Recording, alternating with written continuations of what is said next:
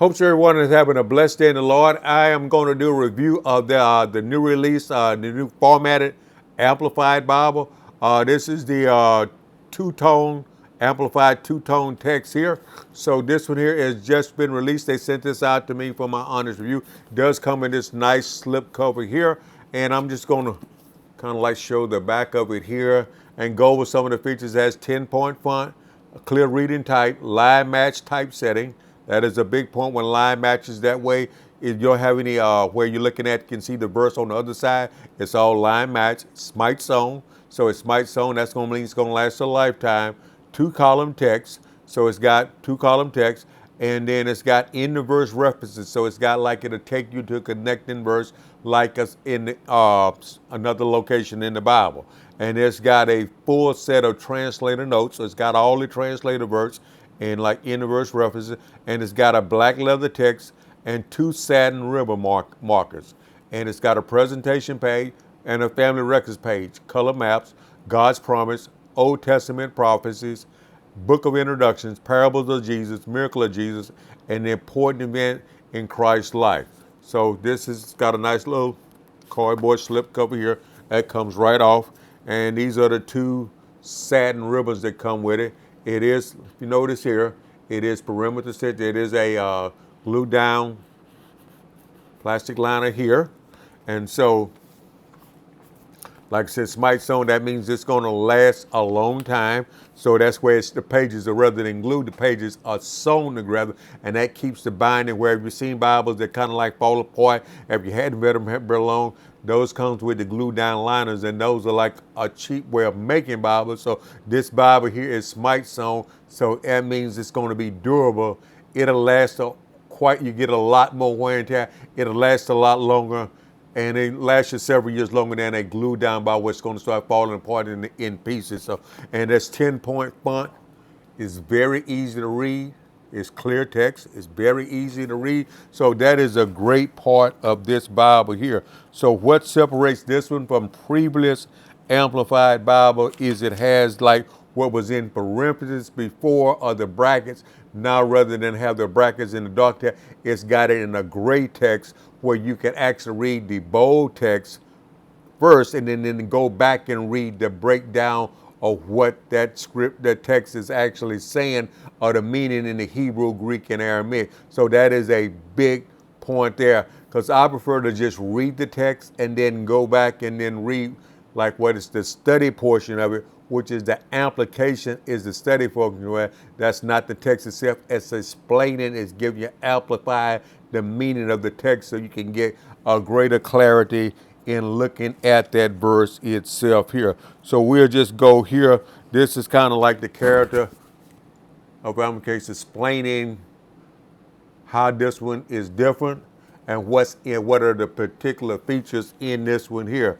Numerical footnotes caller, that's where if it's got a number in the text, that's calling you to a footnote to drop down below and take a look at that footnote. Amplified, that covers the notes, that's in number 2, and it's got here the inline cross reference. So that takes you to inline, that's a cross reference that's in line with that text. It's going to take you to another place in the Bible, and that can be read aloud with the text. Amplification that can be read aloud with the text here, and then footnotes and brackets. So this got a great feature. I just love the layout. It's different. It took me a little while for my eyes to adjust to it, but once I grasped the new way of looking at the text with this here, I just think it allows a lot. It brings a lot of value to the text here. So if you read here Genesis chapter 1, and you can see the differences in the text, rather how the text goes from the black to the silver. And if you just was reading along from the text in black, in the beginning God created the heavens and the earth. But if you go to the gray portion of the text, in the beginning God, and it's got in parentheses Elohim, and then it's got by forming from nothing. That's in the gray part, explaining the meaning that created means by forming from nothing, the heavens and the earth. But if you got Elohim there, it's got the one there, and that takes you down to the bottom of the notes. The translator notes at the bottom that's going in detail explaining Elohim. And that's the original plural based on El root meaning strength, which itself is used to refer to God in the compound as El Shaddai, Almighty God. The word El in smaller letter is also used to refer to false God. So the context determines whether Elohim means God or is better studied as a God's Elohim, small letters. So that is a good point there. So that gives you great clarity in the notes that it's taking you down below to see those notes there. So that is a big plus there. And so we'll just go over to verse I looked at earlier, and that would be Psalms chapter 1. We'll look at the verse 1 of Psalms chapter 1. I just really like how they done this particular verse in Psalms chapter 1.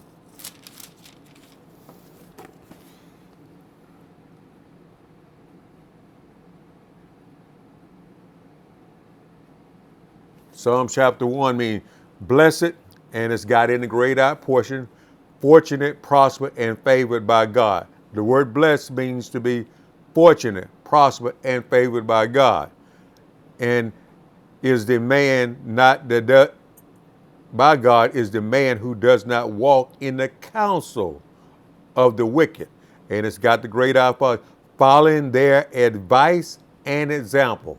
So that breaks down to let us know don't follow the advice and example that the world sets forth. We'll see a lot in the church today where we'll see a lot of churches imitating and bringing in things like the world to try to attract the world. But as believers, we're not looking at the world for pattern. We're looking to God. We're supposed to be pattern. We're supposed to be becoming more and more like Christ. And it says, nor stand it in the seat of the sinners, nor sit it, and it's got here in a great out portion, down to rest in the seat of the scoffers. And it's got in parentheses, the ridiculers, those that ridicule and mock God. We're not supposed to keep company with those folks there. So let's go over here, and I'm going to look at another verse here. That's in John chapter 3. Very familiar passage, John chapter 3, verse 16.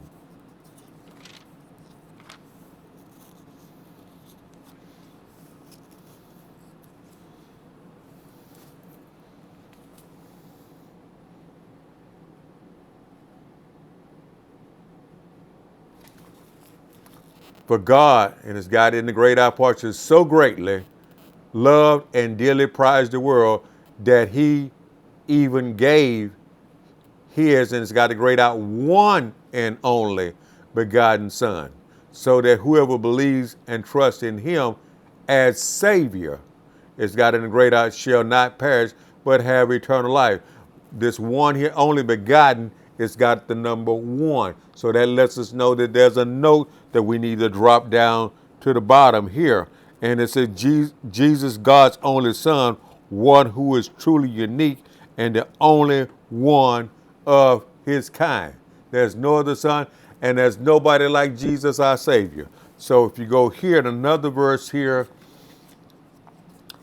and here that was John chapter 6, verse 47. Let me take a look at that one right quick, and I'll show you how they done that particular verse, John chapter 6, 47.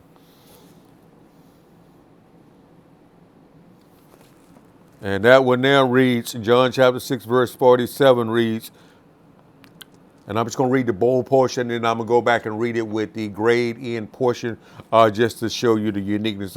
I assure you most solemnly say to you, he who believes has eternal life. And I'm going to go ahead and read it with the grayed in portion there, because that brings out clarity and points specifically, not just believe, but who do we believe specifically in. I assure you most solemnly to say, who believes in me as Savior, and whoever adheres to trust in and rely on and has faith in me already. So that's meant specifically Christ has eternal life that is now and is now possesses it.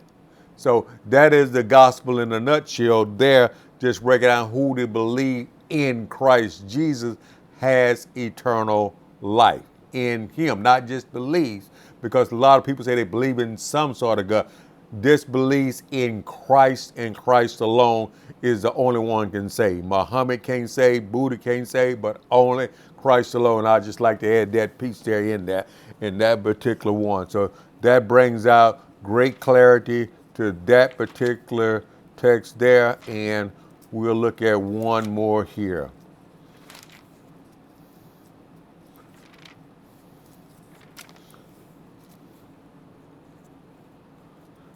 Second Timothy chapter 2,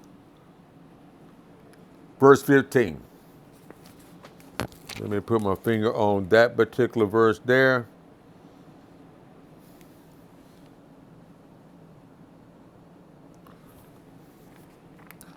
First Timothy chapter verse 15. Study and do your best to present yourself to God approved as a workman, tested by trial. That's it. That's in the grade I portion, the tested by trial, who has no reason to be ashamed, accurately handles and skillfully, and it's got the grade I portion, teaching the word of truth.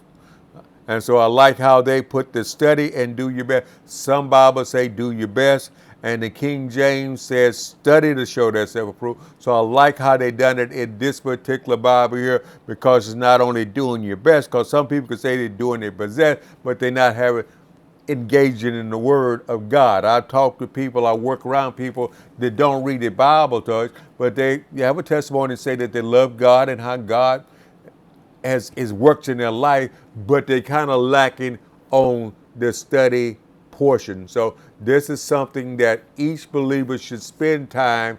That's how we grow, by spending time in words God, by pray, seeking him. But the word is gotta be a component to our walk, because we have to understand the word to understand God's voice. If we don't understand the word of God, how we know we're hearing from God? Because God is never gonna speak anything in your life that does not line up with the teaching of the Word of God in totality. So that is a big component there of the study. So I like how they added that in particular in this Bible here.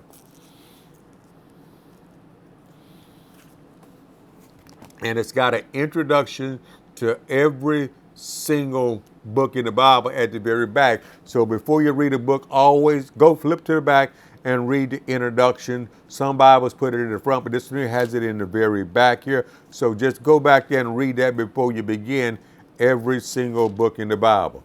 And it's got the parables of Jesus. So it's got them in each of the Gospels here, and the parallels, and then you can read it. When you're reading a particular parable, you can go through and go to the back and read that parable in the back in each of the books that's got associated of that same particular parable. But then the miracles of Jesus is done the same exact way. So the miracle of Jesus there, and it's got in each of the Gospels that it has that there. So you go back and read it in each of the Gospels. And it's got here important events in Christ's life according to the gospel. So it's got all the important events listed in the Gospels here. And it takes you where you can go back and then read that with the corresponding other books that's in the gospel. God's promises. So here's the promise that God makes to the believer. So it's got those there, and that covers 2 pages there. Get familiar with those promises. That will build up your faith and help strengthen you, and as you grow in your walk with God. And Old Testament prophecies fulfilled by Christ. So it's got here the original prophecy, and when this prophecy, what the prophecy was, and when the fulfillment on this column here. So that is a beautiful thing there. And it's got the allotment maps in the back.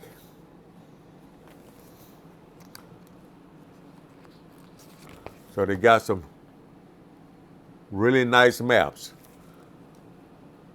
Now it doesn't come with an index with the maps, so most people don't use those indexes anyway, so that's not a important piece. And it does not have concordance, but most people today don't use a concordance. So I appreciate each and every one of you. And then it is a silver overline pages. Sorry, I didn't meant that at the beginning of this here Bible here when I introduction about this Bible here. So I appreciate each and every one of you that took time to watch this video in entirety. Go ahead and click the like button. That'll help YouTube put this in front of many people as possible, and that helps build up the algorithms. And also leave a comment if you've got the Amplified or had a copy of the Amplified. Just let me know what your thoughts on the Amplified. So I appreciate each and every one of you. So may you have a blessed day in the Lord.